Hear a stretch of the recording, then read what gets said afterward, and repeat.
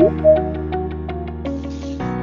everyone, good afternoon, and welcome to today's webinar, 7 Fast-Tracking Skills for Becoming a More Effective Executive. This will be a 30-minute coaching session, which is slightly different than our prior webinars if you've joined them. We recognize that in order to become a growing business, there are more tools than just the tech tool that we've covered previously or cybersecurity topics. So with this being a 30-minute session, I don't want to take up too much of your time, so let's dive into today's lineup of who you'll be seeing. Myself as the host, that's basically in the background of things. We have our Director of Sales and Marketing, Derek Geisler, and our guest speaker, Chris Flickinger, with Performance Mindset and Development. Today's agenda is going to run smoothly for 45 minutes. I know it's a 30-minute coaching session. We will have an open Q&A at the end, so if you are able to hang around after the coaching session, feel free. And we'll also be sending out a recording of the webinar today, and I'll have that out to you within the next day, and it will also live on our YouTube page. So without further ado, Derek. Thanks, Nicole. And again, thank you so much for taking the time and putting these events together. You know, we try to bring as much content to both our clients and prospective clients as we possibly can. And, you know, what we've found is we're starting to branch out a little bit as far as, you know, we really focus on technology, you know, and unlocking your full potential through technology. But what we're starting to notice is that it's not just technology that's going to help you succeed, right? There's a lot of other things that kind of come into play. And so that's why we wanted to introduce Chris Flickinger. Chris is a personal friend of mine. He's also just a renowned performance coach. He's, I think, of the top 1% internationally, is known as just a really, really amazing performance coach. And honestly, I think iHeartRadio said that he was one of the CEOs that you should know recently, right? So that's pretty impressive. He's got a huge background, just so everyone is aware. I mean, the guy is the real deal. You know, I think Fox News, Dale Carnegie training, you know, went to MIT, got some background from Harvard, you know, so a lot of big names there. So I'm extremely excited to introduce Chris Flickinger.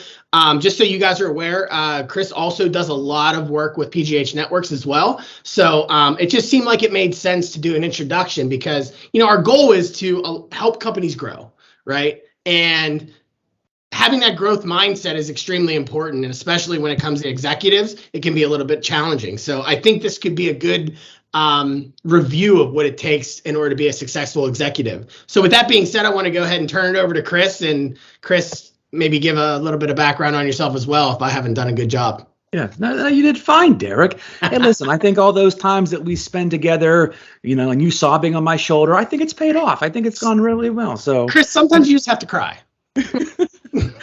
Derek is a really good friend, and look, I'll say this about Derek.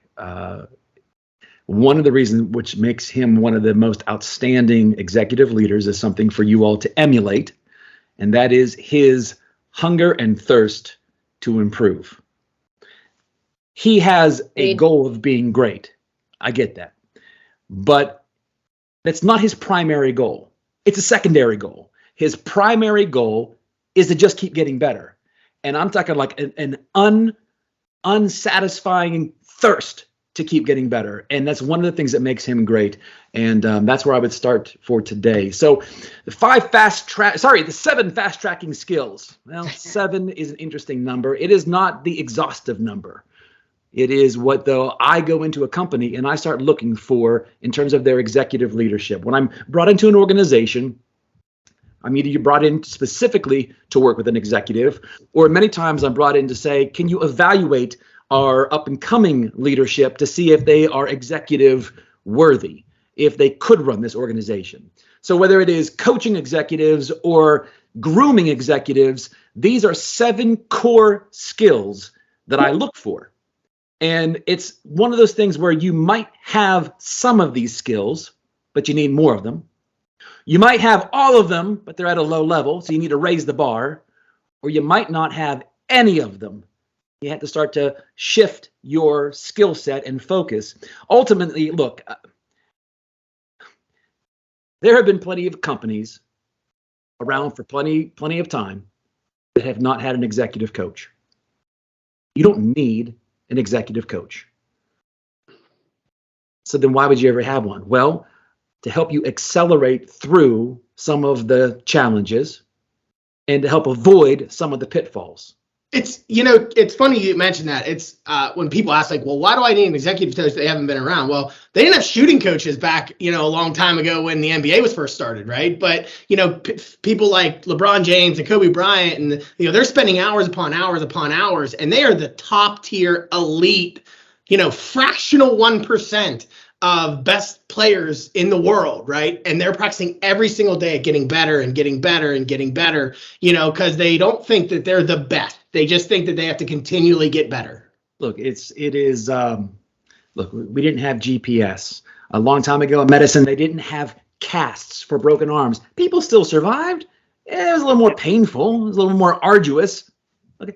But that's what the coach would do. I help people accelerate through the challenges and avoid the pitfalls. So today, what I'm going to do is show you, again, those 7 core skill sets that I look for. So with regards to becoming an executive, in the things that I do to coach people, a couple key principles that we're looking for here. One is assessment and evaluation. It is nice to have the idea of I want to be an executive. It's nice to have the idea that you have an executive coach.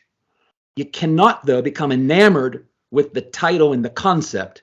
You have to be ingrained in the actual actions of it. And so what we do is we try to evaluate. You can have assessments, analysis, qualitative, quantitative, KPIs. There's a lot of ways to do it. But if we're going to do executive coaching, what I would say is that you have to have some sort of qualitative and quantitative basis, some factual evidence from which we are having a before baseline and then an impact result in the end. We're moving the needle. Now, one of the things that you'll talk about or you'll hear is something called executive functioning. Executive functioning consists of a lot of core traits. And these are some of the areas that we look at when we talk about executive functioning. We're not going to get too deep in all of this. Those are not necessarily the 7 skills today that we're going to talk about, but I just wanted you to know that there's a lot more to executive coaching than somebody just passing along wise, sage advice. When we talk about executives, what we're talking about is operating at an elevated skill set. There's your first hurdle. Too many executives, and this is one of the red flags that I look for. I look for someone who's a little too eager to be an executive, a little too proud to have the title and the paycheck. So you're saying that there are actual traits or there's actually circumstances where it may just not work for somebody to actually be an executive. They can be some other type of leader, but maybe not at the executive level. I have advised numerous owners to not pursue certain folks for executive positions. They were in it for the wrong reason. Interesting. And I know that's a hard deal. Well, how is he making that determination? Quite a few ways. Quite a few ways. Again, my job is to help you accelerate through the challenges and avoid the pitfalls. So here's the deal. Here's the core principle from which we work as an executive. It's the core foundational principle. If we're going to give you this position, there's going to be a lot more required from you. That is as true as it can get.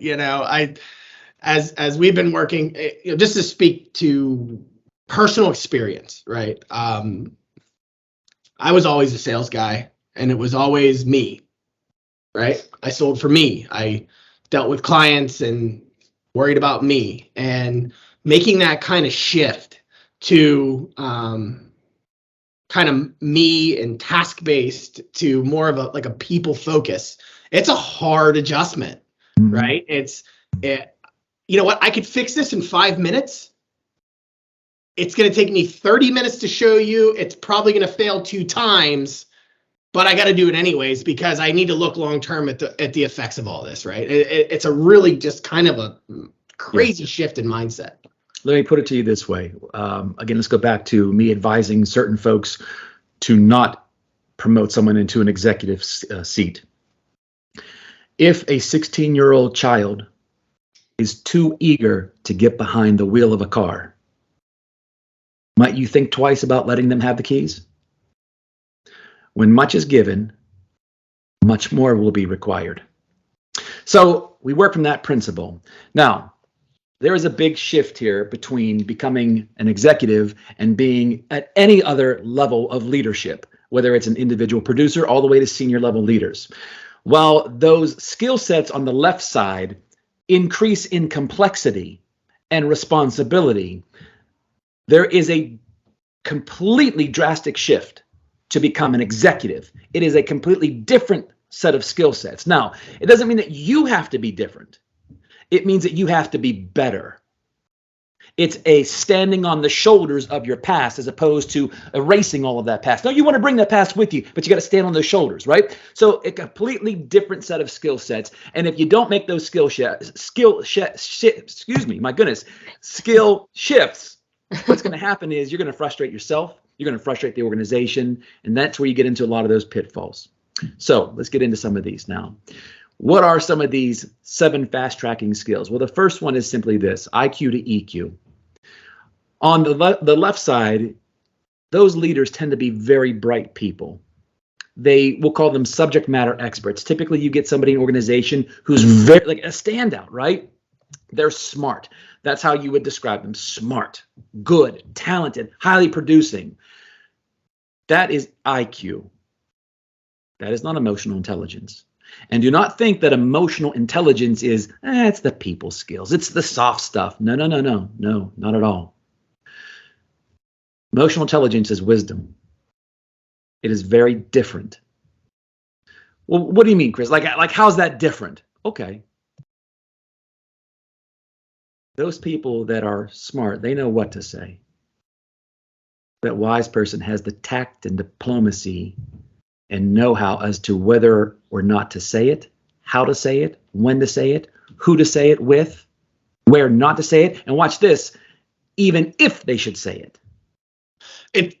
That was a big shift, big adjustment, I think, over the course of some of what we had worked on is, like people generally like to be the smartest person in the room. You know what I mean? And when you get into some of the executive, the emotional intelligence, you don't necessarily want to come off looking like the smartest person in the room, right?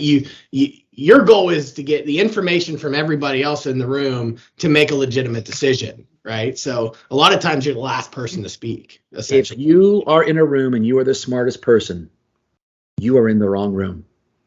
Yeah. So this is more than just a little cute meme here, okay?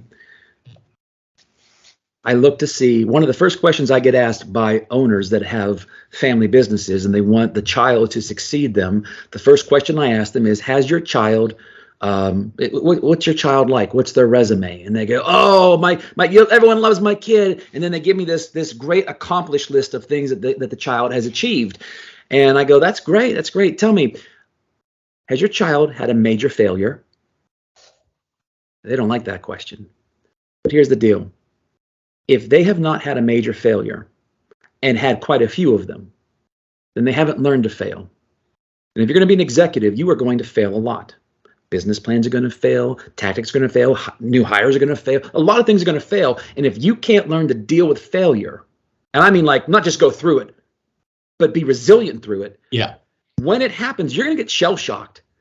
And then your company and you are going to be screwed.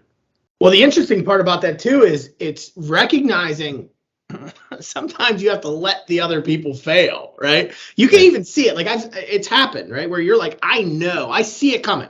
I see what you're doing and I see that it's not going to work, but I kind of just got to let you do it. Part of it you kind of have to figure it out on your own a little bit, Part of the emotional intelligence is letting people win and letting people lose, letting it happen. Now, if you're on the smart side, the IQ side, no, you're too smart. We're not going to let people lose. We don't want to lose. See, that's not, actually, there's something called performance saboteurs. In performance psychology, there's something called performance saboteurs. And what it is, it's a slipping of your thinking into something that's actually going to end up sabotaging your success. I deal with that a lot too. We don't have time to get into all of that today, but ultimately, it's emotional intelligence. Now, these are the 5 core elements of emotional intelligence, but notice how much more there is beyond it. One of the biggest things is gossip. Will this executive gossip like they usually do when they were on the other side of the line? Do they respond or do they react? Do they listen and wait or do they chomp at the bit? Boundaries. Are they careful with what they share? These are all things of emotional intelligence, and I'm gauging as to whether or not they have it, how much they have it, and if they're willing to go through and learn it. So let's go to the second fast-tracking skill. Derek, you mentioned about task versus people. See, you're a good student. Okay, good deal. Good. Task focus versus people focus. Say, well, I'm a people person. People love me. People love me. Yeah, that's not the type of people focus we're talking about. Task focus is somebody that gets stuck in the weeds. They're in the day-to-day weeds. They don't have time to focus on other things. They don't have time to worry about next month. They don't time because they got so much on their plate right now. And the thing is, it's not that it is episodical, it's that it is systemic. They've always been this way. They're always too busy. They're always in the business. And because of that, they're never building a team. I mean, sure, they have good intentions. I mean, sure, they say hi to people, but they're not building these people. So the task-oriented person is day-to-day command and control. It's very much a managerial type approach versus building a bench. And the task-oriented people, task-oriented leaders, they tell people what to think. Do this, do that. This is how we do it. People that are that are people-focused, they show folks how to think. You say, well, how do you even do that? I spent the morning talking with an owner of one of the most prominent construction firms in the country, and he has this exact challenge. He is a very successful entrepreneur who's done this over and over again, and he's trying to groom the next level of leaders. And he likes to control it. He likes to tell them what to do because he's proven himself over and over. I said, you got to stop that. He said, what am I supposed to do? Stop giving declarative, directional instructions. Instead, ask questions. That's it. Ask questions to get them thinking. And then they're going to try to seek your approval. They're going to want to please you. Don't give them an answer. Just keep asking, nudging, and leading questions to help expand how they think. Because son of a gun. I said, there you go. All right. So it's tough. It's tough, especially when you have a background of success and experience. So task focus versus people focus. Are you building a bench? One of the most difficult things of being on the people focus side, it actually deals with one of the most dangerous concepts in all of business, and that's delegating. Oh, I know. You delegate. I know. That's why it's one of the most dangerous concepts. One of the most dangerous concepts is a concept that you think you know what it means. And so forth, you don't want to learn any more about it. You think you already got it. That's what makes it so dangerous. You'd be surprised how many leaders don't know how to delegate and develop people. The next fast tracking skill is micro to macro. On the left side, micro, this is somebody who is very focused on their job, their department, their task. They're siloed. There's a lot of silos. They're focused, though, on their silo, and they tend to be super smart, like I said. So they are superstars. I look for leaders that look at themselves as siloed superstars. I'm telling you now, being a superstar is a danger to the organization, an absolute danger to the organization. And if I find organizations that have superstars that they're thinking about promoting, I pause and caution them. Well, it's interesting. It was tough for me too. Going from a player to a coach, right? And it's not always, they say it all the time, right? You know, sometimes your managers are your worst salespeople. Sometimes your salespeople are your worst managers, right? At least, you know, I come from the sales side, so I speak to that. But and it is absolutely true because the two are not the same. The way that you approach things are not the same when you're just selling for you versus when you have to get other people better. when all you're doing is focusing on making other people better and building that bench, building that team, it's a big change. It's and there's a little bit of a blurred line here. So the prior skill set was task oriented, in the weeds, day-to-day command control. This one, though, is that they have a very narrow picture of what success looks like. And they tend to be in it for themselves or their team. Watch the difference, though, in the macro view. In the macro view, they understand the ripple effect of their actions. And they are primarily driven and concerned by the ripple effect. The difference here, well, let me, because you're going to get there. There's a big difference. We use these words synonymously, but they are drastically, diametrically opposed. Superstar versus a hero. Superstars shine bright, and they try to outshine everything else around them. Heroes rush in to save people, support people, and help people. There's a difference. Show me a superstar, and I'm going to advise the owner to have caution. Show me a hero, and I'm going to say, now that person we can teach. So do you think there's ever a situation where a superstar can become a hero? Absolutely, but they have to want it. Absolutely. In fact, there's one right here. Is it, who, Nicole? I agree. I agree. Nicole is more of a hero. Her default's more of a hero. Yours is a superstar. Hero, for sure. Yours, Derek, I mean, look, I don't mean to throw you on the bus in front of everybody, but you were a superstar. And we had to teach you to switch over to the hero. And that kind of gets into, this is a little bit of different verbiage, but Derek was, do you mind if I just tell them what the three things were that I told you were? Sure. You may find this in your organization. I describe it in three ways. Derek was a hurricane. Derek was big and powerful. And when he came around, people moved. Things got done. You'd be surprised how much could get done when Derek was around. The problem is that most people run away from hurricanes. They don't like hurricanes. Now, the opposite of that is a pond. Most people don't like ponds. I mean, some people do for a while, but then they don't move fast enough. Yeah. So what did I tell you to be, Derek? An ocean. Describe that, please.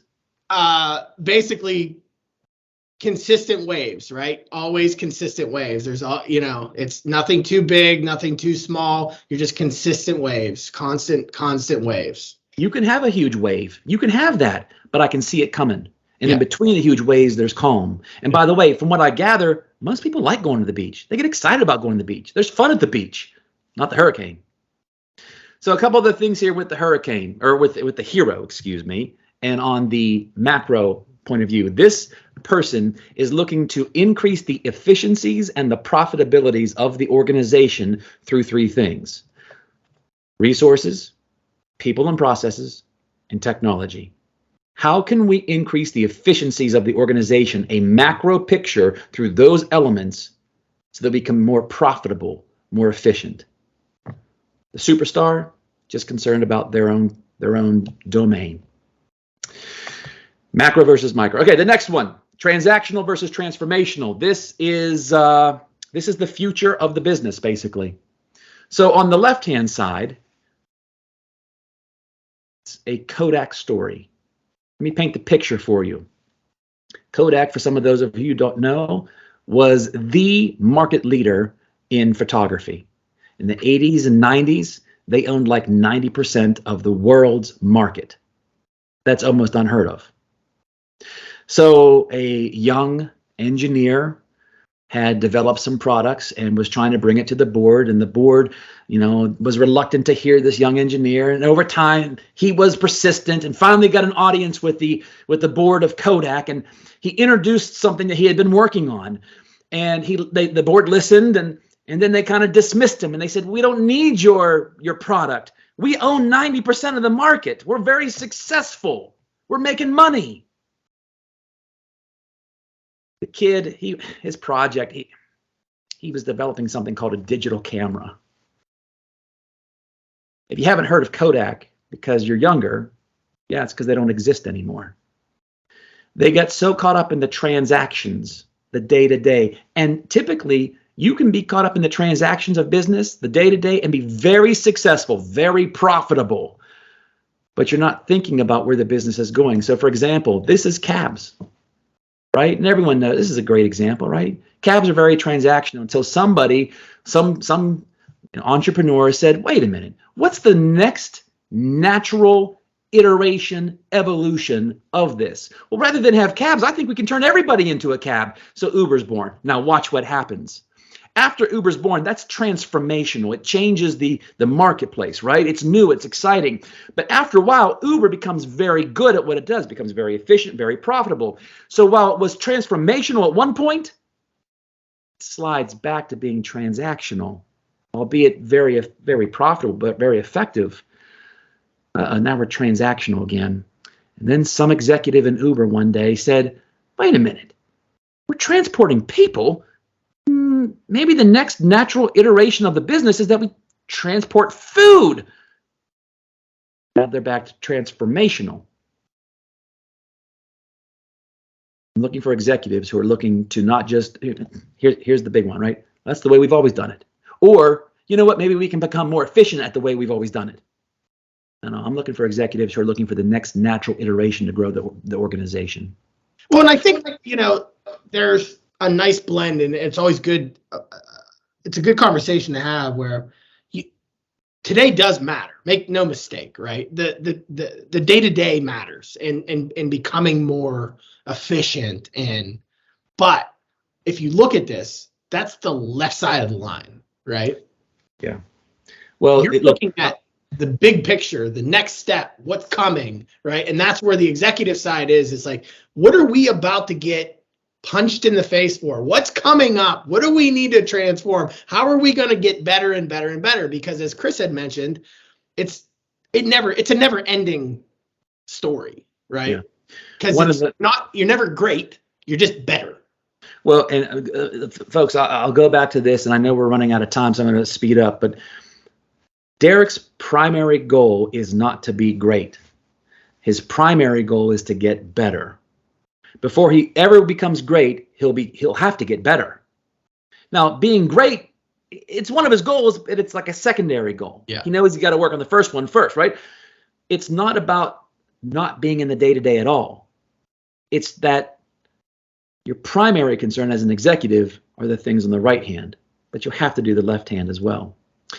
So the next one, communication out versus communication out. I can't tell you how important this one is, especially as you go up even at the senior level leaders. But to be an executive, it's about, hey, here's what to do. It's communication out, usually seen as a singular event. I told you what to do. I told them what to do. It's one and done. If you're an executive, you're mainly concerned about getting the communication, the message owned. Owned not by yourself. That's executive poise and presence, right? There's some of that in here. But this is more or less owned by the recipients, the audience. What does that mean? Well, it's not what to do. Here's why we're going to do it.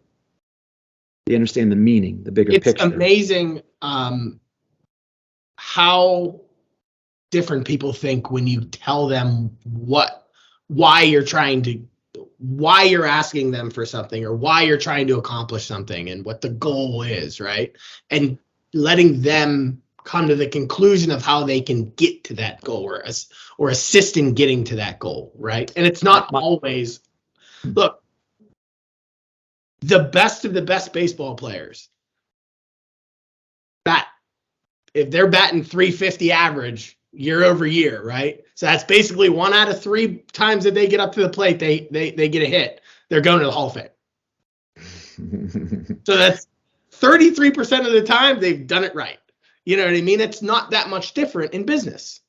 That's right. I spent the morning, my first appointment this morning was with a female executive, and we focused a lot on this aspect right here. And she said, I have a challenge of getting people to own the message. And I said, well, tell me, how would you go about getting someone to own a message? And she goes, well, sometimes I just go around and I say it louder, or I say it meaner, or I say it more. I said, okay. I said, well, come on now, you know better than that. She goes, you're right. And so as she walked it through, she found out, wait a minute, sometimes I can be really managerial, very task oriented. I can come across a little bossy. And I said, oh, I said, you got to be careful of that. Well, how would we get across from, how would we change becoming bossy into being more of a leader? She goes, well, I noticed that when I'm bossy, I tell people what to do. I said, oh, there you go. I said, if you wanted to be a leader, you could still kind of direct them, but she goes, I could tell them why. I said, there it is. And I said, no, I would probably lead with why, the challenge, why we were thinking this, how, when, where we could do it. And then, folks, so then let's do this. Here's what we're going to do. She goes, oh, that's so much better. Ultimately, when you're an executive, what you're trying to do here is communicate vision, clarity, and hope.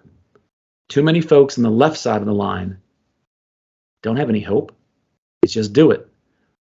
There's no vision, big picture. Now, sometimes they're really good at immediate tasks, but executives have to spend a lot of time steering the ship's priorities. There's a lot going on. And sometimes executives talk out loud a lot because they got a lot going on. People take what an executive says as gospel. And all of a sudden, you have mixed up the priorities and created a mess. Be careful what you say and where you say it and around whom you say it. Always be pointing out to them, what are the priorities, in spite of what I might have said in the hall as I was walking up. Fiscally aware versus financially disciplined. This is the 6th one. We're going to get to the 7th one. What does this mean? Okay, look, real simple. On the left side, I'm not saying that all of those leaders are like this. I'm saying they have a propensity to have all these types of skills on the left side. Ultimately, fiscally aware means they're like teenagers. Okay, they know that they have somewhat of a budget. They're concerned with what the budget might be. They kind of overspend. Okay, they're a little bit more impulsive.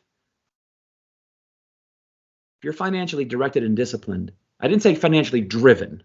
You don't have to be a greedy person. I said financially directed. That's more like mom and dad, not a teenager. Mom and dad know how much money's coming in. They work on a budget. They know when and where we have to spend, when and where we have to save. Watch this. Mom and dad, if they're running a good household, their finances are segmented. They know what costs them a lot, what doesn't cost them a lot, what makes them money, what doesn't make them money. If you don't run your financials segmented, if you don't know where you're getting your money from, then it's going to be a challenge. Absolutely. Knowing where and how you get money, right? And what you're, put it like this. How money's coming into the business, how money's going out of the business. It's crazy important that leaders really understand that. And even down to some of your middle management, like just really trying to direct is like understanding, like, listen, this is, for our industry, we're very much driven on monthly, right? So stuff is coming in monthly. So big capital expenses for us doesn't really work very well, right? Mm-hmm. So we have to be very mindful of those types of situations because they really take a hit, that we have to kind of rebuild over a course of months versus, companies that sell big widgets or whatnot. They're less likely to want to make purchases on a recurring basis because their money's coming in from a capital standpoint, right? There are some of those leaders on the left that are very skilled and adept at this. And those are the ones that I try to fast track over to the executive side. Think of it like this, and then we'll move on to the last one. Sometimes people look at a big swimming pool and they say it's full of water. The pool's really good. That's what a teenager that's fiscally aware does. Hey, you got a lot of money coming in.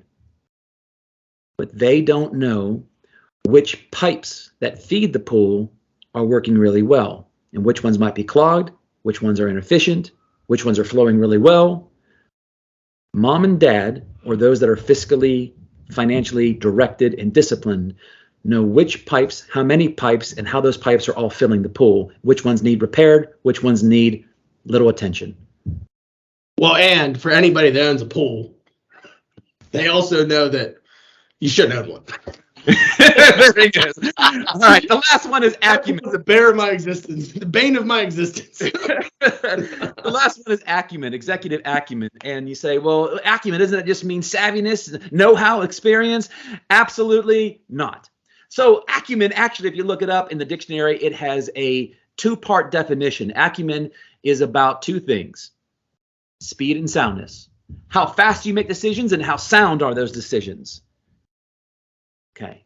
I know a lot of people that make fast decisions that are wrong. I know a lot of people that make excellent, great decisions, but it took them a year and a half to do it. Acumen is speed and soundness. Executives' time is very valuable. How are they using that time? When Derek first came to me, he goes, hey, we want to do this presentation. Do you have an hour? I was like, I don't got an hour. I got 30 minutes. Looks like now I got 38 minutes. All right. So what does acumen really come down to? It's pretty simple. There's a lot that we do within this, problem solving techniques, not getting stuck in the problems, things like that. But really what it is are you scheduled or are you shooting from the hip? You'd be surprised how many folks are still shooting from the hip. They're successful, don't get me wrong.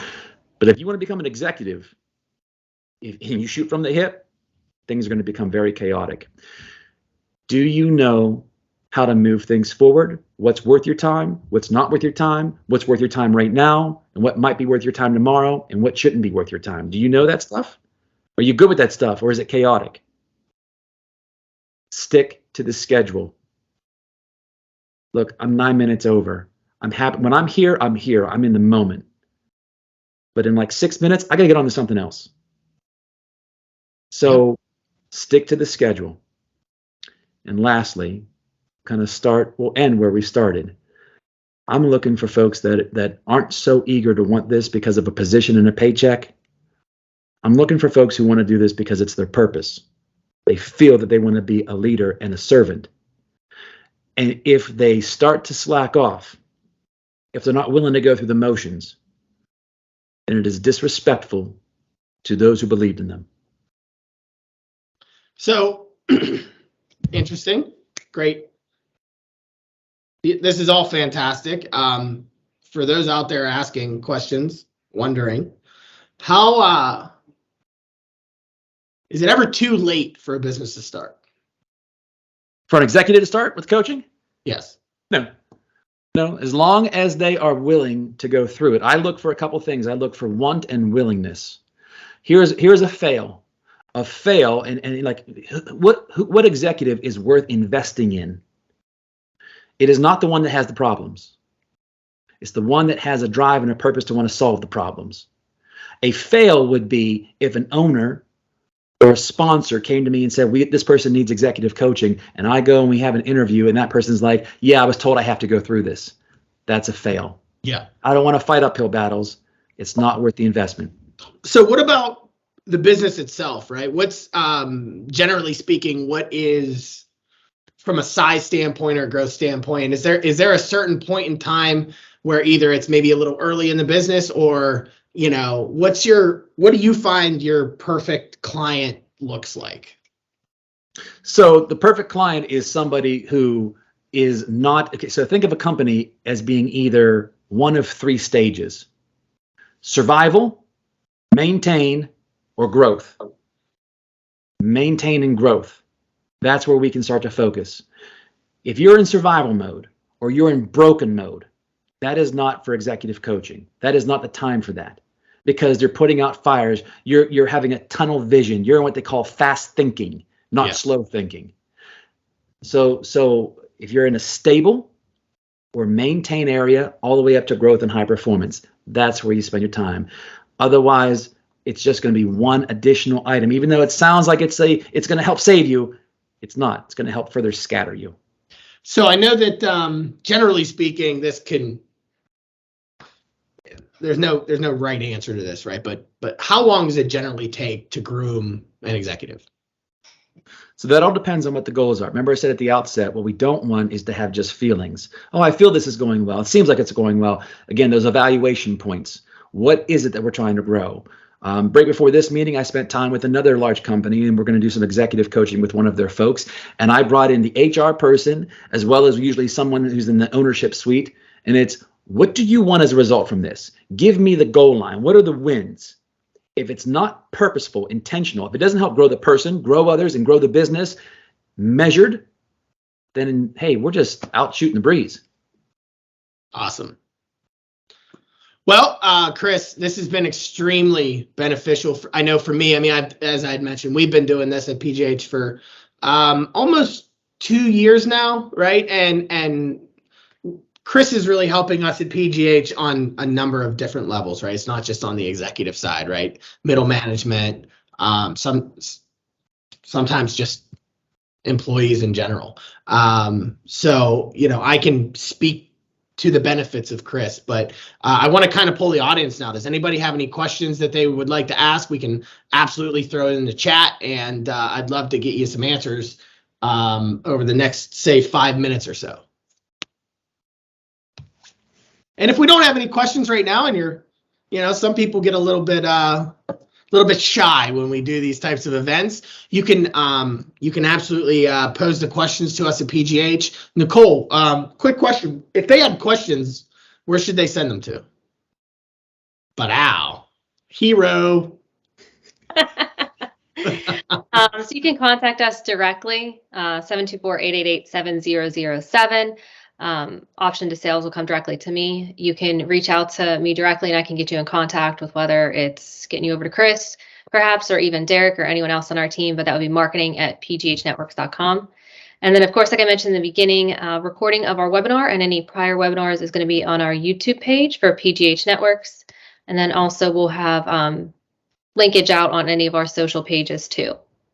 Look, if you are growing your business, right, and as Chris had mentioned, you're in maintenance mode, you're in growth mode. If you're not talking to an executive coach like Chris, or quite frankly, if you're not talking to Chris, you should be. It's changed. I can speak for me. I can speak for PGH. It's really evolved us, and it's really changed our mindset on how we approach things. Even things as simple as your executive meetings. We make sure that they're the same time every time we meet, and we make sure that everything's the same, and we only get a certain amount of time, and we start and end at the same time every time. And a lot of benefits to this stuff, and it figures its way through the business, right? It's not always that Chris has to basically do work with every one of your employees. What'll happen is that stuff kind of makes its way down through. So I can't express enough how successful it's been. Well, I appreciate that very much. So look, what I'm looking to do is to create force multipliers and get people to echo the message and carry the water for me. I can't be everywhere. I can't see everyone. I don't have enough time. So I got to create force multipliers that do this. Here's the one thing that I would say to you. If we go back to those executive functioning skills, the very outset, here's what I strive to do. I strive to help businesses primarily. But what I do to help them professionally should have a direct benefit to their lives personally. That's the unique thing about industrial psychology and performance coaching that I love. So this is more of a holistic approach. And if I can do something to help out, so be. Awesome. Thanks so much, Chris. So again, want to thank Chris Flickinger. I'm going to thank the audience for joining, right? Every month, you guys are consistently joining these events, getting the content. Hopefully you're getting some good benefit from it. Some of it's technology, right? But we had mentioned in there, right? What are the three things that you have to build, Chris? Not just technology. What are the other two? People, and process. There you go. Resources, people, and process, right? So we want to make sure that we're adding that type of content to our monthly webinars. And finally, and I cannot express this enough, Nicole has been instrumental in all of these webinars. She puts the webinars together completely. So I have to give a huge shout out to Nicole. Without her, these would not happen. And honestly, most of the work that I do on an ongoing basis probably wouldn't happen either. So thank you, Nicole, for all your hard work. Thank you, Nicole, very much. Thank you, guys. With that being said, I'm going to give everybody about 15 minutes back in their day.